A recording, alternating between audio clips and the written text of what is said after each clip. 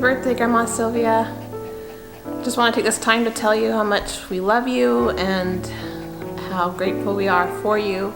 A couple of great memories that I have with you and our family is when we came to visit you at your 2 different missions, one at Cofort and another in Nauvoo. There was a lot of happiness that I felt seeing you guys guide us through Nauvoo and tell us about the history of it, and it was just a lot of great memories. You can see that you guys were very happy there, and that was a lot of fun to see you guys in your element. It was just perfect. You guys were very happy. It was fun to see you in your skits and telling us the history about your missions. Even though I was kind of sick with Isaac, I was pregnant with Isaac, there was a lot of happiness that was felt there, a lot of great memories, and I will never forget it. Another great memory is when you would include the kids as much as possible. With Malia and Brooke, you would make doll clothes for their dolls, and that got them all excited and showed them how to do that. And then especially with the boys and Brooke, well, all the kids actually, Play-Doh was the key word, and that you would make Play-Doh with them, and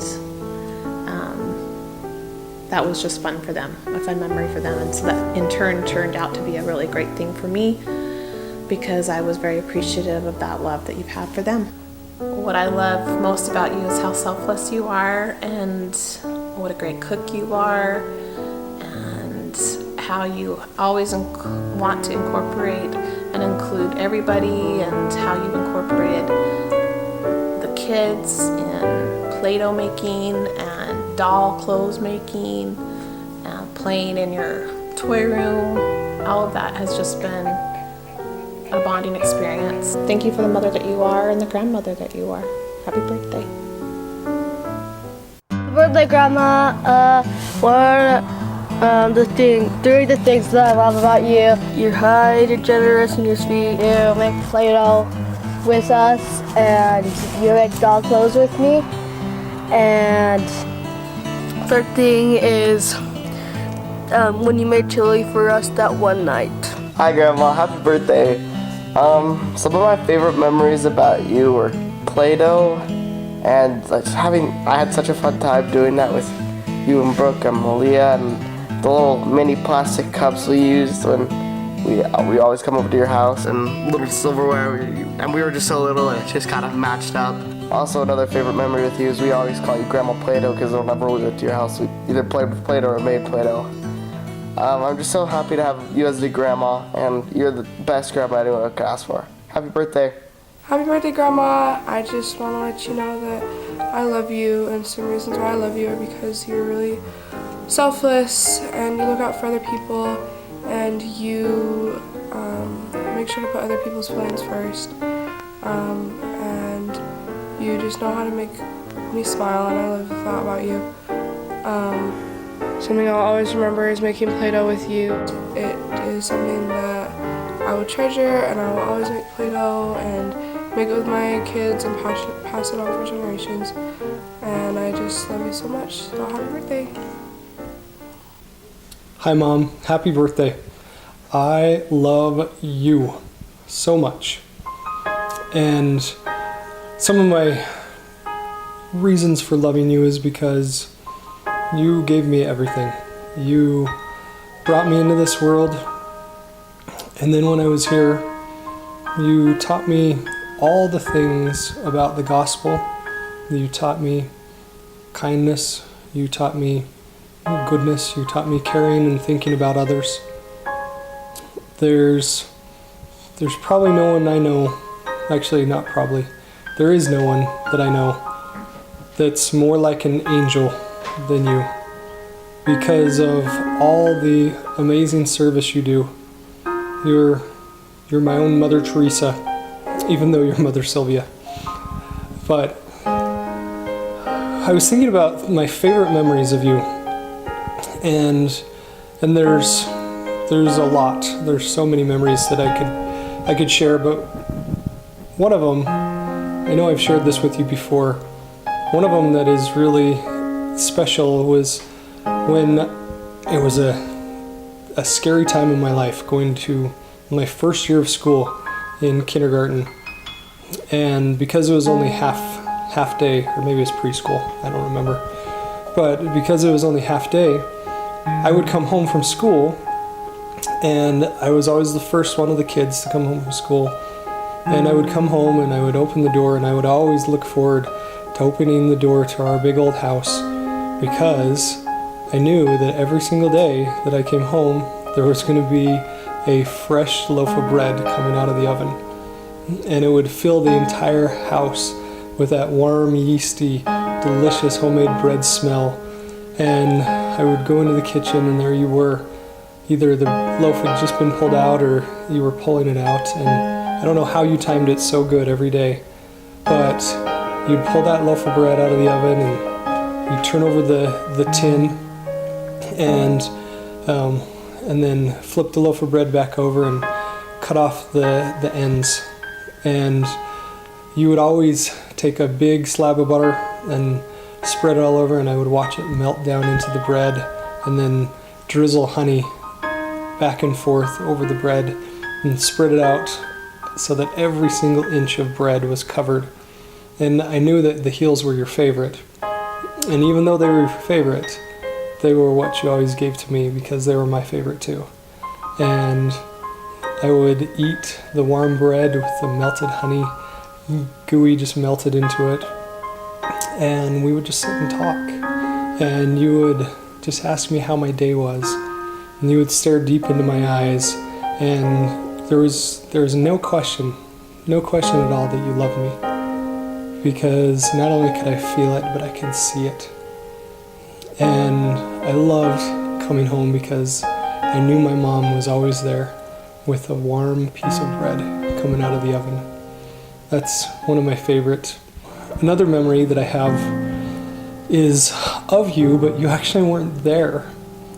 And this happened on my Minnesotan mission, not my Japanese or my BYU mission, but my Minnesotan mission.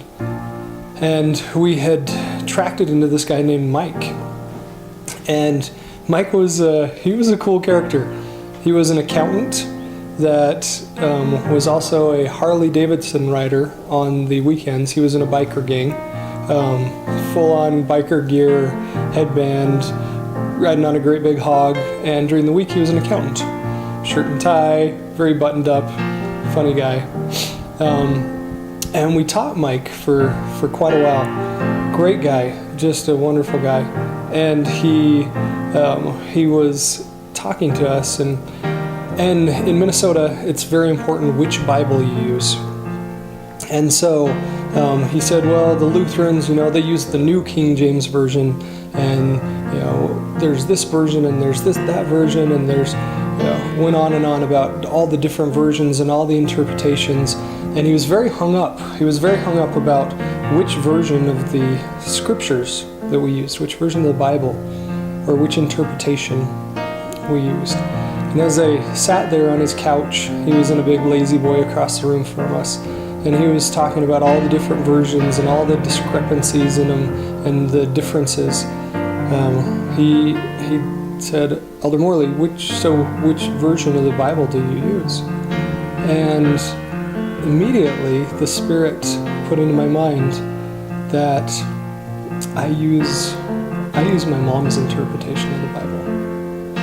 And it was easy to say because I don't know anybody that lives the teachings of Jesus like you do, Mom.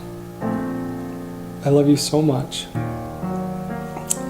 It's easy to follow your interpretation of the Bible because it's so full of love.